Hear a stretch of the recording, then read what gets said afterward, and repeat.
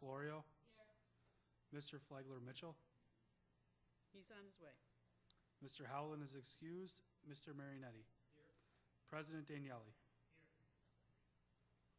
Okay, next item on the agenda. Yes, we will. Got your back. Okay. Okay, next item on the agenda is public forum, but this will take in the form of more of a presentation. And so I'm going to ask Supervisor Steve Churchill from one of our neighboring communities in this great area to come and join us. He is the supervisor for the town of Seneca Falls.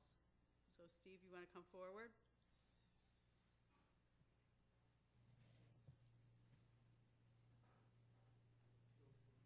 Oh, of course. He doesn't talk much unless I hit him. Oh, okay. Good evening. My name is Steve Churchill, and first of all, I'd like to thank you, Chairman Boyce, for letting me. We've been working on this for a number of months. Finally got it. I am a Seneca County supervisor. I represent the town of Seneca Falls, and I'm here to speak to you tonight about an issue that I've been working on very hard for the past 7 years. I'm chairman of the Environmental Affairs Committee and the Planning, Agriculture, and Tourism Committee in our county. Some of you have before you a packet, and what this is about is a proposal to store propane gas on the shores of Seneca Lake. Many have probably heard about it. It's been in the news for many years, and still no decision. DEC is still withholding the permit, and it's still being considered by a law judge for the DEC. There was an issues conference about a year and a half ago. For those folks that have the slide, the second page shows the location along Seneca Lake that the proposed storage is going to take place. It's approximately 2 to 3 miles north of Watkins Glen on the west side along Route 14. For any of you that have been down there on a wine tour, you wouldn't know that you drove by it. I mean, these salt caverns, I should say, are down about 2,000 feet below the surface. They're drilled into a salt formation called the Syracuse Salt Formation, which, like the Marcellus Shale, runs under a large portion of New York State. The reason it's called the Syracuse Salt Formation is it comes to the surface closest in the area of Syracuse. So about 2,000 feet down, there is a layer of salt. It's also got an intermix of other rock formations. It's not just a pure layer of salt. That could be potentially one of the issues. And what they do for many, many years, Schuyler County has been also very big in salt production, where they drill down into these salt formation. Nobody goes into them. These are solution mines. So they drill a casing down into the salt. They inject very hot steam, high pressure water that dissolves the salt. That's pumped back out. That briny solution doesn't look like anything. You wouldn't know it was full of salt unless you tasted it. They evaporate the water and they harvest the salt. So over a long number of years, you can imagine that this really nondescript cavern is kind of carved out of that salt layer. When they're done with a cavern, they fill it with water, so it essentially turns to brine. They cap it, and it's abandoned. This company, Crestwood, Texas-based company, bought U.S. Salt a number of years ago, 2008, 2009 timeframe, for the primary purpose, they're a gas and oil company, to store propane in these abandoned salt caverns. There are, the next slide in the packet shows a closer view of that. These essentially are the wellheads for those caverns. There's a picture of a brine pond on the slope of Seneca Lake, probably a couple hundred yards off the lake. The next slide shows a little bit more detail. It's a little bit more confusing, but there's a red line there that indicates that there's a geological fault along the west edge of Seneca Lake. As a matter of fact, in 2013, there was a small earthquake there on that fault. There's been some question about the integrity of these solution salt caverns. That's how Seneca County first got involved in this. A number of years ago, the DEC questioned, at the time it was NYSEG that owned these caverns, and there was a alleged roof collapse. There were some studies that indicated that part of one of the roofs had collapsed in one of these mines. There's been some discussion whether that's true or not. I think it's still up for debate. You can find folks that are going to tell you, that it wasn't. There is no problem. Folks that tell you there are. But at the time, our state senator Nozzolio got involved. He was and wrote a letter to DEC Commissioner Martens at the time, asking that they deny the permit. That perhaps they help at the time Energy find a more suitable location. And maybe that's a good time for me to interject that I am in no way against the storage of these fuels, and not even in salt caverns. It's done all over the world. It's not something that's unique. What I am against is storing them right there on the shores of Seneca Lake. And we'll go into why we have some concerns a little bit. So Nozzolio wrote that letter, and then shortly thereafter, Seneca County followed suit, passed a resolution asking the DEC to also help the company find a better location. And since then, you have a map. There are 32 municipalities. That was in 2013 that Seneca County passed that first resolution. In subsequent years, 32 municipalities, including the city of Rochester, wrote a letter of concern. They didn't pass a resolution. But most of these are resolutions. 7 counties in the Finger Lakes, Tompkins, Wayne, Cayuga, Yates, Seneca, Onondaga County have passed resolutions, all opposed to this project, asking the DEC to deny the permit. So over 1.2 million people represented. We do have a listing of those on the next page. And of course, I'm here tonight because I want to add Monroe County to that list. We think it's we know it's a crucial point. My colleague Joseph Campbell here is the president of Gas Free Seneca. He's been fighting it for many years. It is a crucial point. As I said, there was a issues conference with the DEC a year ago, February. 11 of those communities sought and were granted party status, and other organizations, including Gas Free, sought party status. That judge is still contemplating all the data to determine whether there should be any more investigations or proceedings. But there is some sense that Albany is getting ready to move before the end of the year. Commissioner Basil Sagos has indicated that he's going to make a decision. We want that decision to really fall on the side of those 1.2 million people, 32 municipalities.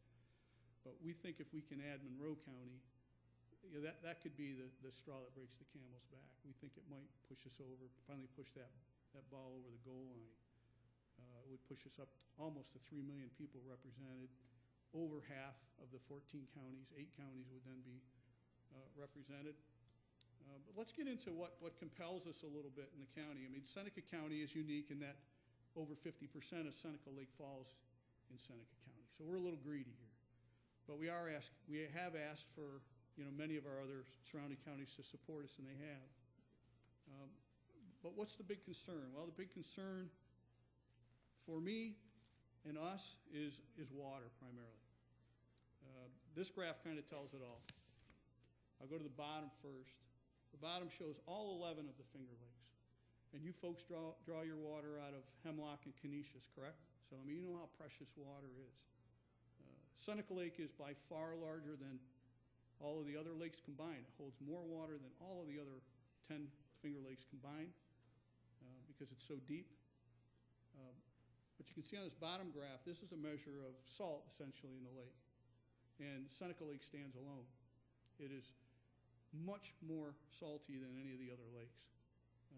As a matter of fact, it exceeds an EPA and thus a New York State Department of Health guideline threshold. I'm not saying that it's a recommendation that if you're an infant under the age of 1 or you have issues with high salt sodium diet, you shouldn't be drinking Seneca Lake water.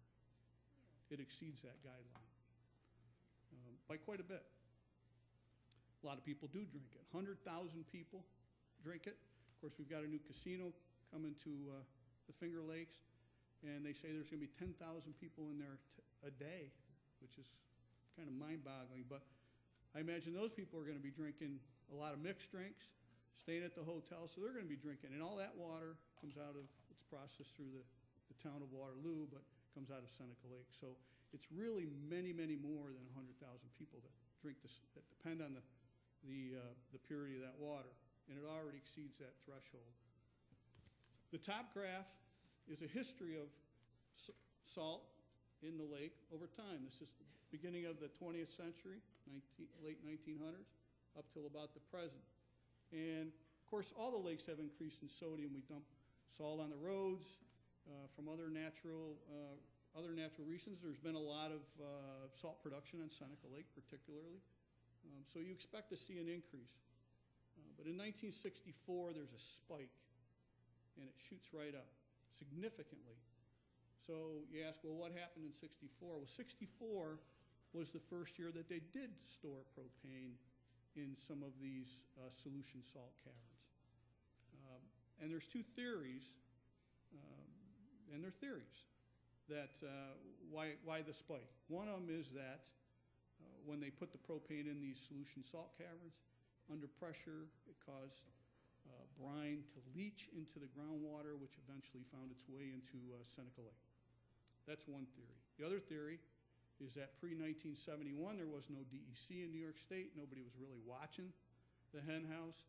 So when they pumped the brine out of the salt caverns, where do you dump it? Just dump it in the lake. But either way, if one of those theories or both of those theories come into play, it's kind of the result, if those theories are correct, it's the result of storing LPG in salt caverns. Now today we have the DEC. The proposal has a lot more stringent guidelines around it, but the truth is, I mean, it really impacted the lake. It takes 100 years for this lake to clean itself. So that spike, if nothing else happens, that level could come down to some level of normalcy, but it would take 100 years. The proposal today is to store 1.5 million barrels of LPG in these unlined, abandoned solution salt caverns, which were never, ever designed to hold anything but, actually they weren't designed to hold anything. They were just solution-lined caverns. So that's the biggest complaint. It's not a well thought out. It's cheap, obviously. I mean, you know, as a capitalist society, I get it. We take the path of maximum profit. This is a cheap solution. It costs more to put tanks on top of the ground and build all that infrastructure. It's pretty easy just to pump the brine out of here and fill it full of LPG. But it literally is a stone throw off the lake. And I'll just talk for a minute. You know, I skipped so much. I haven't done this in a while, to be honest with you. I did present to a few counties in the past. I haven't presented to all of them. I've been accused of being a liar. He might be public enemy number one. I'm 2 or 3 in the sites of Crestwood. They aren't happy. I'm not lying to you. I'm just kind of laying it out. I mean, the lake's salty. They want to store gas in abandoned salt caverns. And there have been accidents. So I'm going to share one accident with you. In 2001, in a town in Kansas, Hutchinson, Kansas, about the size of Geneva, New York, they had a natural gas storage facility in salt caverns 8 miles out of town. And one of the fill lines ruptured. Nobody knew about it. They saw a drop in the gauges. This was in January. Saw a drop in the gauges. Nobody really paid attention. Within several days, gas had migrated into the town, into some old abandoned salt mines. Okay, I mean, this is an area where they had done solution mining in the years past. It gathered to the point where it would ignited underneath a department store downtown and leveled about a half a city block. It took a lot of resources to figure out what happened. They had no idea what happened at first. They called in NASA actually to assist, but it was a real mess. They had to evacuate, you know, many, many people. And then they had to spend a lot of money to mitigate the issue. That's you locate all those abandoned salt caverns and fill them and close them properly. So disasters do happen, and here's a little, on one page for you folks that have it, kind of a little graphic that shows what that migration of a gas leak is, the anatomy of a gas leak. And there's a little photo down here, most of you can't see it, but what it shows is, this is the village of Watkins Glen on the end of the lake. And, 100 years ago, or even less, there are derricks right in the town, the village of Watkins Glen, where solution salt mining took place. It took place all over that area, and all of those aren't documented. So could gas migrate if there was a leak to the village of Watkins Glen? Absolutely. It's happened in the past, could happen in the future. So that's essentially what I have. Seneca County and many other counties, this isn't a partisan issue by any measure. Onondaga County, much like yourself, is a Republican stronghold. I'm Republican today. But it's not a partisan issue. Most of the support has been unanimous. Crestwood, I mean, I'm going to give you their side. Their side is this: it's perfectly safe. It's going to bring some jobs to Schuyler County. It's only going to bring about 5, maybe. We don't really know. They have downsized the project a little bit. They were going to bring in rail and trucks, and they've taken that off the table. To me, that's just the camel trying to get his small toe in the tent instead of his big toe. I'm sure it'll change afterwards. But they'll tell you that there is really little to no risk. They claim the DEC says the same thing. I think the DEC does side somewhat on Crestwood's side on this one, and I'm not quite sure why. Why we want to put at risk such a beautiful area, I'm sure all you folks have been down to the Finger Lakes. It's an area that we have to preserve and conserve. It's not going to do it itself. There's a lot of stresses on it. It's the saltiest lake in the Finger Lakes, but we all know what's going on with the lakes as far as phosphorus loading and all the other issues it faces. Skinny Atlas Lake is the cleanest lake. Seneca Lake will never be a Skinny Atlas Lake, but that's the direction we should be pushing it. We shouldn't be putting it at risk and pushing it in the other direction. So I would appreciate this legislature's support in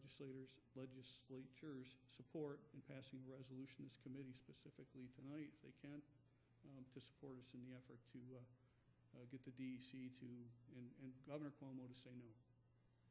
Thank you for your presentation. Now, just so you know, the handouts are here. They will be distributed to the committee members, and if anybody else in your caucuses want extra copies, those can be made available. Just since this isn't really a public forum, I'm going to allow questions. I'm going to take some liberties as the chair. So does anybody have any questions? Because they've traveled a bit to get here, and so if anybody has any questions. Yes, sir. Sir, you mentioned that they took the rail off the table as far as transporting product to the wells. So what would be their transport mechanism to deliver propane to the wells?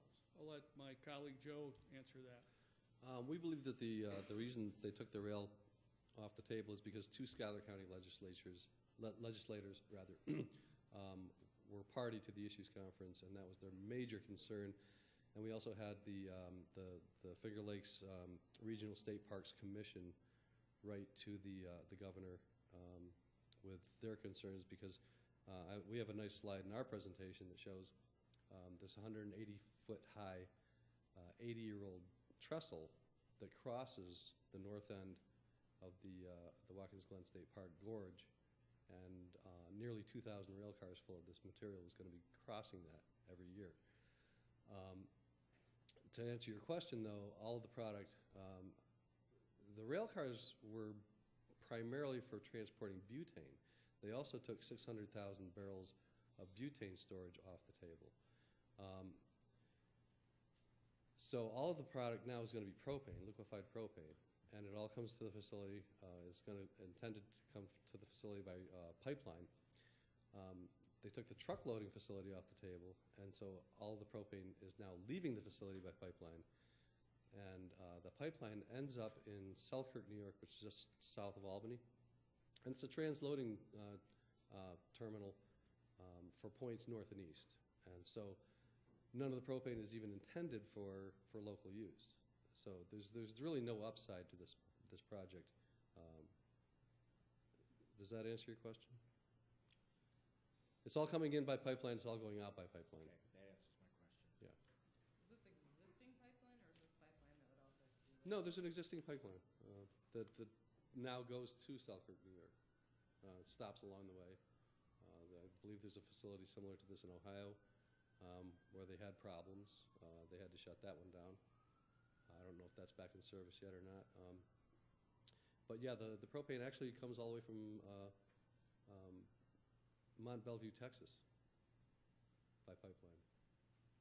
Yeah, it's interesting to note that essentially across the street on the west side of 14, there's a company called TEPCO that owns some of these solution salt caverns back in the 80s. Now, there hasn't been any propane stored in any of these salt caverns since 1986. And that's when TEPCO owned it. And for some unknown reason, they haven't had to tell anybody. DEC's even asked them, and they haven't told them. But they built a storage facility on the west side of 14, away from the lake and not in these salt caverns. They built a engineered facility in a rock formation, and they store propane there today. But they've never said why they abandoned these caverns at a very large expense to themselves. We can only guess. Anything further? Okay, well, thank you so much. We'll make sure that everybody gets those. And normally we wouldn't, pass a resolution tonight. We'd want to craft something Okay. based on what's been done in other counties. And I can give you all that information if you would like that. But please, if anybody has any question, please feel free to reach out to us. Thank you very much. All right, thank you. Thank you. Thank you for taking the trip up here. Absolutely. It was beautiful. Good, good. Thank you. Okay. Next item on the agenda is the approval of the minutes. You have the July 18, 2016 minutes of the Environmental and Public Works Committee before you. They'll stand approved unless the clerk is notified of any changes by the end of today's business. Next item on the agenda is new business. Referral 16-0269. Moved by Legislator Brew, seconded by Legislator DeFlorio. Are there any questions with regards to this? Yes, Mr. Baroff. Thank you. Through the chair of the administration, I do have a couple questions. Am I correct to assume that this contract is strictly for the design purposes only?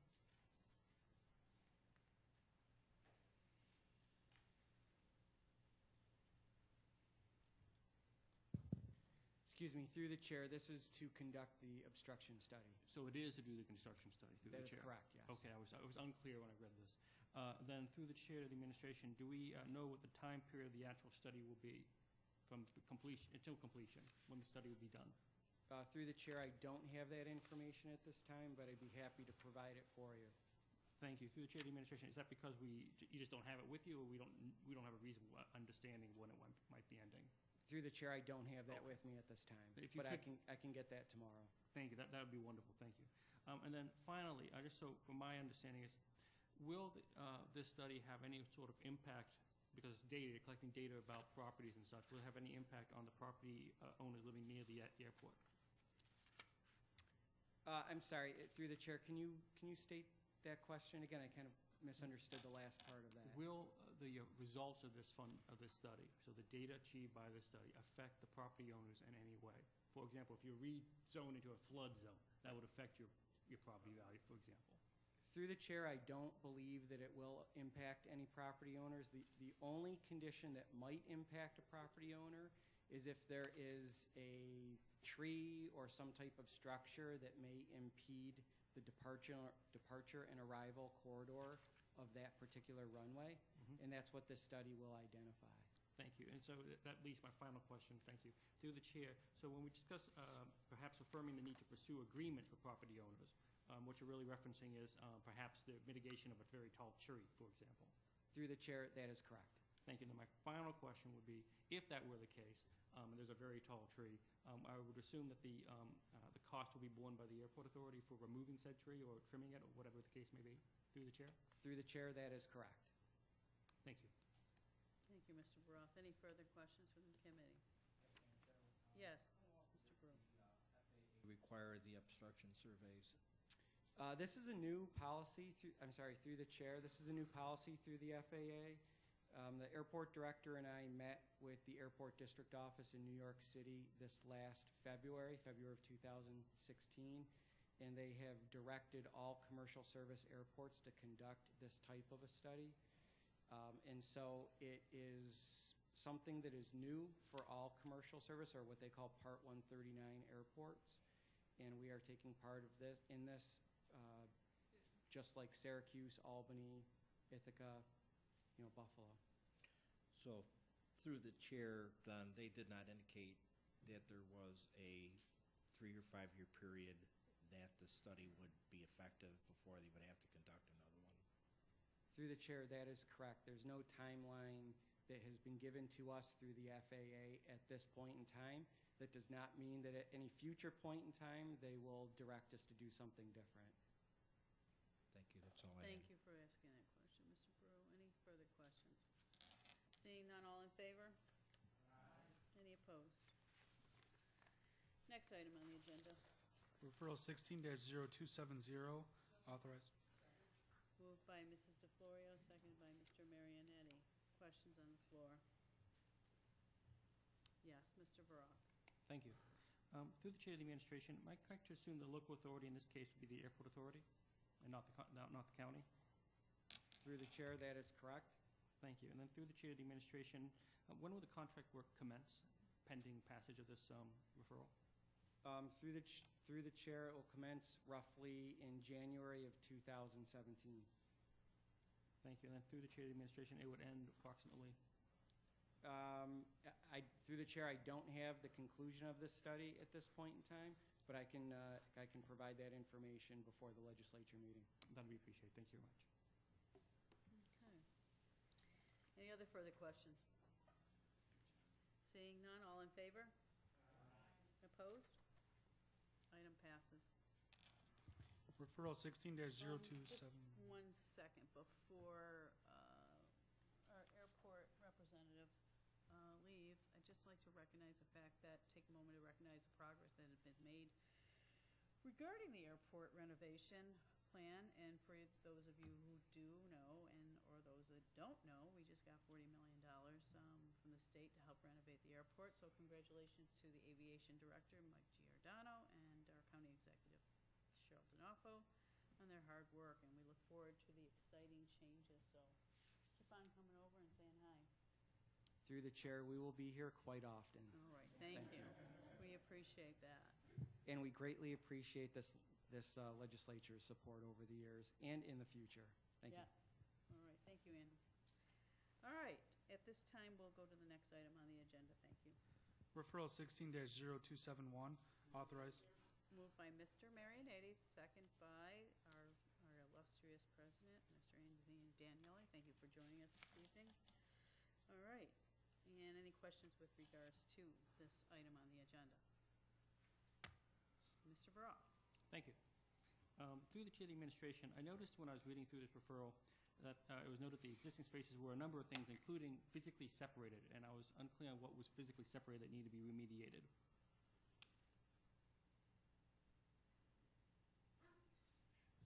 Through the chair, throughout the Van Laar treatment plant, which I know a number of you have toured, and some of you were out this weekend for the open house, Legislators DeFlorio and Hebert. The operators start and stop their day at different locations at the different treatment processes at the plant. The solids handling building, these really aren't hospitable places to start and stop your day, as you'd imagine. We've got some in the grit building, and so we really wanted to centralize that effort. It makes it, we think, a more productive place for operators to start and stop their day, just a better environment all around. Okay, thank you. Through the chair of the administration, a different question. I noted that Landry Mechanical won the HVAC contract, and my question is, are they a new contract bidder for the county? Have we worked with them before or no? Through the chair, they have done work for the county before.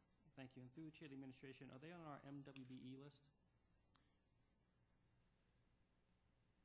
Through the chair, Landry Mechanical? Yes. I don't believe so. Through the chair, no. However, Steve General, the the general construction contract is certified MBE. Oh, okay. Thank you. Steve, Jen. Any further questions? Well, I'm going to ask one question as to, with regards to the Testa Construction withdrawing their bid. Could you give the committee an explanation as to what occurred in that? Yes. Testa Construction came forward and identified that they had entered in an inaccuracy into their bid sheet to the tune of about $300,000. It was an arithmetic error. It was specifically for work related to drywall construction. So we followed the process, worked with purchasing, and validated that they indeed had made the error and were allowed to withdraw their bid as a result. Somebody didn't sharpen their pencil, huh? Okay. Well, thank you for that explanation. I appreciate that. All right, anything further? Okay, all in favor? Aye. Any opposed? All right. Next item on the agenda. Referral 16-0273. Moved by Mr. Brew, seconded by Ms. Legislator DeFlorio. Any questions with regards to this item on the agenda? Mr. Brough. Thank you. Through the Chair of the Administration, a couple of quick questions are on this referral. Is this essentially a reimbursement for past expenses? Through the chair, yes, that is correct. Thank you. And through the Chair of the Administration, I noticed that it's for, at least in part, to pay for salaries for local recycling coordinators. How many local recycling coordinators do we have? Through the chair, for this particular reimbursement, one county employee. One employee. Thank you. Then through the Chair, to the Administration, in general, though, we have more than one local recycling coordinator, correct? Through the Chair? Through the chair, the individual that is, we have one individual that's focused on as a recycling coordinator that's eligible for reimbursement. So we have, through the county, we have one for Monroe County. Okay, okay, now I'm confused, I'm sorry. So when you, through the chair, when you say "we," do you mean the county has one employee who does this role, and that is all? Through the chair, is that correct? Through the chair, that is correct. Thank you, I'm sorry, I got a little confused on that. And then finally, through the Chair of the Administration, I noticed that we've gotten this grant funding in the past, 2013, 14, 15. Do we anticipate continuing to seek this funding in the future for this position? Through the chair, the present draft regulations that the state is in the process of adopting changes the program slightly, actually significantly. We expect that it will be an annual reimbursement rather than a 3-year reimbursement, so it will be more timely. So we're waiting for the passage of those regulations, and we expect that they will pass and that the grant program will be modified accordingly. Thank you. And finally, through the Chair of the Administration, of the $110,000 approximately, how much of that is actually devoted towards salary reimbursement for this position?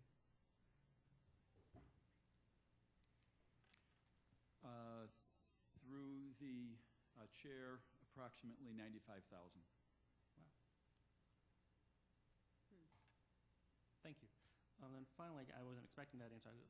Through the Chair of the Administration, and the remaining $25,000 spent on. Let's see. Oh, through the chair, I beg your pardon. It would be $105,000 was allocated for salaries. Again, that's over a 3-year period for the individual salary, whom spent approximately 75% of his time on the work. And that's over a 3-year period and includes base salary and fringe benefits as well, too. So approximately $5,000 of that $110,000 was for materials that we distribute as part of recycling education. Thank you very much. Any further questions? I just have, okay, so this ended in December of 2015, so is this person still employed through your department? Through the chair, yes. Okay, so, is his budget line is still in your budget? Okay, and will this position be paid for through this grant again? Or are you applying for another grant for? To you, Madam Chair, we'll follow the state regulations, and we anticipate and expect to pursue any recycling reimbursement grant for the individual salary. Okay. All right, thank you. I just wanted to clarify for my edification. Thank you. All right, anything more on this? If not, all in favor signify by saying aye. Aye. Any opposed? Item passes. Referral 16-0287. Moved by Mrs. DeFlorio, seconded by Mr. Marianetti. Any question with regards to this item? Ms. DeFlorio? Yes, through the chair, could you give us a little bit of a background on why this extension is necessary?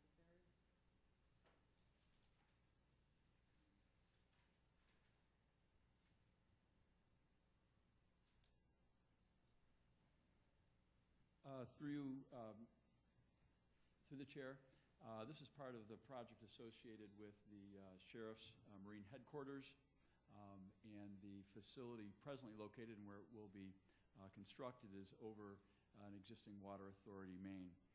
So it's required that we move the main to accommodate the construction of the Sheriff's Marine Headquarters. Thank you.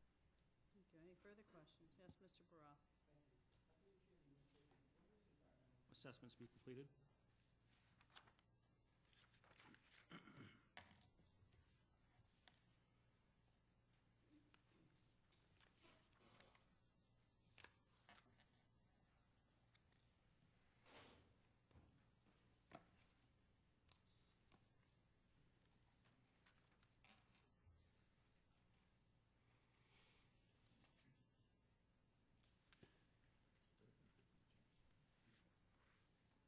Through the chair, the environmental assessments are complete as part of the project. They were completed.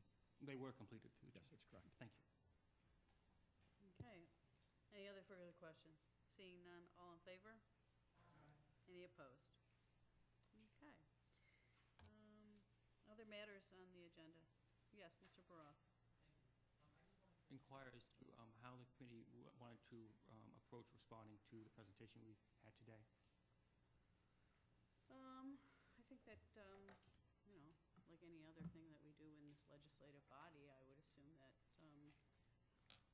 we can draft some kind of either a letter or some kind of a memorializing resolution saying that we're going to entertain this, and then who's ever in favor of signing the letter or memorializing resolution would do so.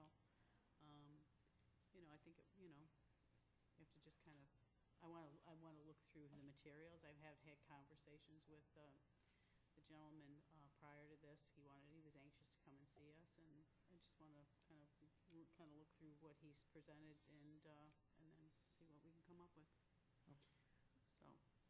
I have no issue with that. I just Yeah. wondered if we're going to, because he came to this committee, if we're going to committee-based or full ledge-based, and I don't mind either way. I just wanted. Right.